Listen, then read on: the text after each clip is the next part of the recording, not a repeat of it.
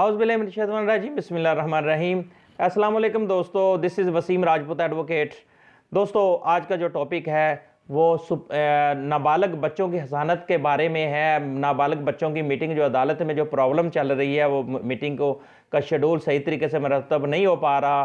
तो उसमें क्या होता है कि हर महीने एक बार मुलाकात होती है और इसमें सुप्रीम कोर्ट ऑफ पाकिस्तान ने नाबालग बच्चों की हसानत के लिए एक जामिया प्लान तश्कील दे दिया, जिसमें यो जज 2018 SCMR 1991 पेज है और मदिया यूनुस वर्सेस इमरान अहमद ये टाइटल है केस का। उसमें जजमेंट दी गई है जो 3 जजेस पर मुश्तमिल बेंच ने ये जजमेंट दी। तो इंतहाई अहम इसमें यह बताया गया कि अगर कोर्ट कोई बच्चों का शेड्यूल नहीं से मरतब कर पा रही तो honourable court supreme court of Pakistan ने एक शेड्यूल मरतब किया, प्लान मरतब किया ताकि बच्चों की मीटिंग करने में ईजी हो माँ बाप के लिए। क्योंकि मुख्तलिफ माँ बाप जब आपस में लड़ाई की वजह से जो अलहदगी हो जाती है तो बच्चे बाप के पास होते हैं तो माँ को तरसते हैं, माँ के पास होते हैं तो बाप को तरसते हैं। तो उसके लिए जब बाप केस कर देता है तो वो केस फिर वो शेड्यूल के वो फिर माँ मुलाकात पे माँ को मजबूरन मुलाकात करवानी पड़ती है। जब बाप के पास आ जाता है फिर माँ केस कर देती है। ये प्रोसीजर चलता रहता है।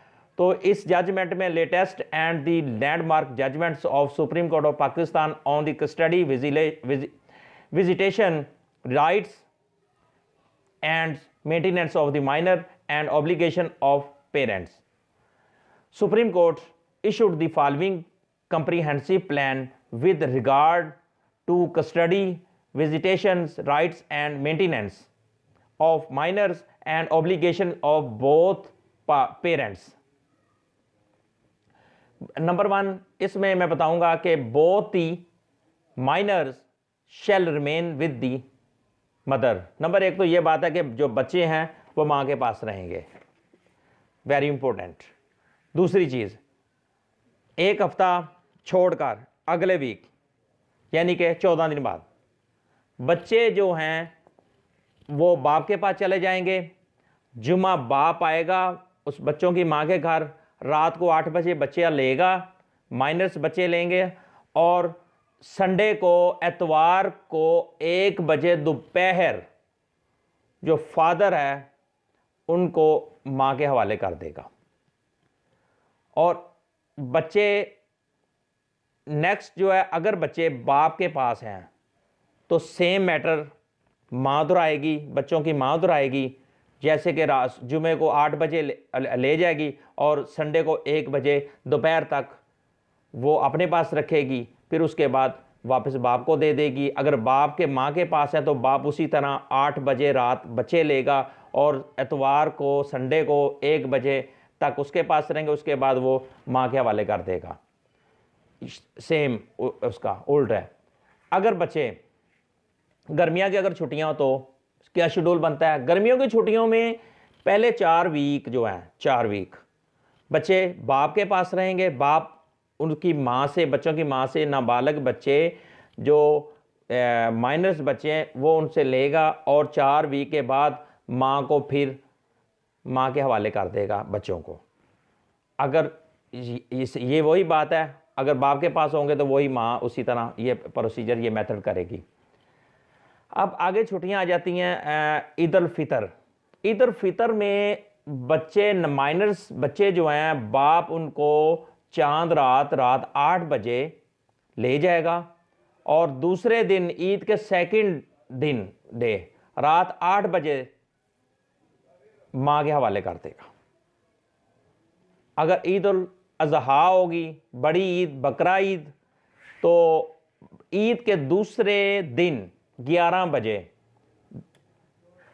जो बच्चों को उनका बाप माइनर्स बच्चों को ले जाएगा और तीसरे दिन रात 10 बजे माँ के घर छोड़ देगा। हाँ, एक इंतहाई वेरी इंपॉर्टेंट बात मैं बताना चाहता हूँ कि एक अनशेड्यूल हॉलीडेज हो जाती हैं, अचानक छुट्टियां स्कूल वगैरह में हो जाती हैं या कुछ, या गवर्नमेंट में अचानक कोई ऐसी आफत वगैरह कोई आ जाती है या कोई खुशी या जो भी मामला, अनशेड्यूल छुट्टियां हो जाएं तो उस वक्त क्या होगा? उस वक्त ये होगा कि बच्चों का जो बाप होगा वो रात सुबह 8 बजे, मतलब एक छुट्टी होगी, सुबह 8 बजे आएगा, रात 10 बजे वापस माँ के घर, उन बच्चों की माँ के घर छोड़ देगा। अगर दूसरे दिन छुट्टी है, माँ के पास रहेंगे। फिर 3 छुट्टियां हैं तो तीसरे दिन फिर बाप आएगा, सुबह 8 बजे बच्चों को लेगा, रात को 10 बजे फिर बच्चों की माँ के घर छोड़ देगा। इसी तरह प्रोसीजर आगे चलता रहेगा, चलता रहेगा, चलता रहेगा। फिर नेक्स्ट इंतहाई अहम बात, ये तमाम जो अखराजात होंगे, बच्चों के स्कूल की यूनिफॉर्म, स्कूल की किताबें, स्कूल की बुक्स, कार की, गाड़ी की पिक एंड ड्रॉप का जो खर्चा है, यूनिफॉर्म का खर्चा है, बच्चों का आने जाने का जो भी खर्चा है, वो सारा बाप के सर पर होगा, बाप के जिम्मा होगा कि वो सारा उस बाप को ही देना पड़ेगा, उसकी जिम्मेदारी है। और एक और चीज़, एक बच्चा है तो हर महीने 5,000 बच्चे का उनकी माँ को हैंड ओवर करेगा, 2 बच्चे हैं 10,000, 3 बच्चे हैं 15,000, 4 बच्चे हैं 20,000। ये भी इस शेड्यूल में मेंशन कर दिया गया है कि वो उनको 5,000 फी बच्चा उनको बाप को माइनस बच्चों का देना पड़ेगा। एक और चीज़, अगर बच्चों के बाप के घर अचानक कोई फंक्शन आ जाता है, सेलिब्रेशन आ जाती है, शादी ब्याह कोई आ जाता है, उसके भाई का, बच्चों के चचा का, बच्चों की फूफो का, या किस तरह बच्चों किसी किस्म का कोई उनकी शादी ब्याह आ जाता है, तो उसमें क्या होगा कि बाप ये ख्वाहिश करे कि मैं अपने बच्चों को इस फंक्शन में, उनको सेलिब्रेशन में मैं उनको लाना चाहता हूँ, उनको एंजॉयमेंट लाना चाहता हूँ, उनके रिफ्रेशमेंट करवाना चाहता हूँ। तो वो बच्चा ख्वाहिश, तो माँ बच्चों को नहीं रोक सकती। माँ के पास ये इख्तियार नहीं है कि वो बच्चों को रोके कि मैंने नहीं जाने देना, ये नहीं वो नहीं, क्योंकि इस शेड्यूल में सुप्रीम कोर्ट ऑफ पाकिस्तान के ने जो इस शेड्यूल दिया उसमें ये मेंशन है, बच्चों को नहीं रोकती। जब वो बच्चे साथ उन बच्चों का बाप ले जाएगा और फिर वो फंक्शन जब ख़त्म हो जाएगा तो फिर उनको वो वापस घर उनके माँ के घर छोड़ देगा। ये प्रोसीजर है। इसमें जो सुप्रीम कोर्ट ऑफ पाकिस्तान की जो जजमेंट है 2018 SCMR 1991 पेज इसका है। तो अगर किसी बहन भाई या कोई वकला भाई जो मेरे हैं, जो जिनका केस अदालत में वो इस तरह के जो बच्चों के हसानत के केस किए हुए हैं, तो वहाँ पे ये शेड्यूल रेफरेंस दे सकते हैं, इस जजमेंट का रेफरेंस अदालत में दे सकते हैं। जनाब इस शेड्यूल के मुताबिक आप ये सारा प्रोसीजर इस केस, हमारे केस को मरतब करें, बच्चों की मुलाकात को इस शेड्यूल के मुताबिक आप करें, ताकि हमारे जो अंदर जो बच्चों के जो एक असासे कम तरी ना हो। और एक लास्ट में एक मैं चीज़ बताऊंगा कि ना बाप को ना माँ को कोई इख्तियार नहीं है, अगर बाप चला जाए और बच्चों की बाद में बच्चों का दिमाग ख़राब करे, ज़हन ख़राब करे, ना माँ को ये कानूनी इजाज़त है और ना ही ये बाप को कि वो बाप माँ के ख़िलाफ़ कर देता है, कोई ऐसी बातें करता है। और इसी तरह माँ बाप के ख़िलाफ़ बच्चों के दिमाग को डिवाइड नहीं करना।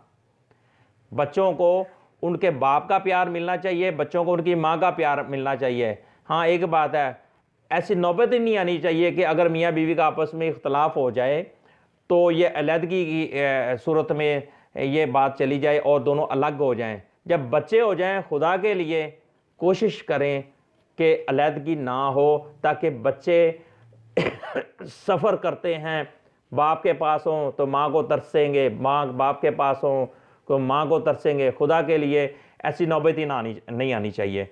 मेरा लेक्चर दोस्तों अगर आप लोगों को पसंद आया तो इसको शेयर करें और मेरे चैनल को सब्सक्राइब करें। मेरी कोशिश है कि आप लोगों तक, आप भाइयों तक, बहनों तक मेरी मैं जो भी इंफॉर्मेशन, लीगल इंफॉर्मेशन मैं पहुंचाना चाहता हूँ तो आप तक पहुंचती है। तो आप अपनी दुआओं में मुझे याद रखिएगा। अस्सलामु अलैकुम।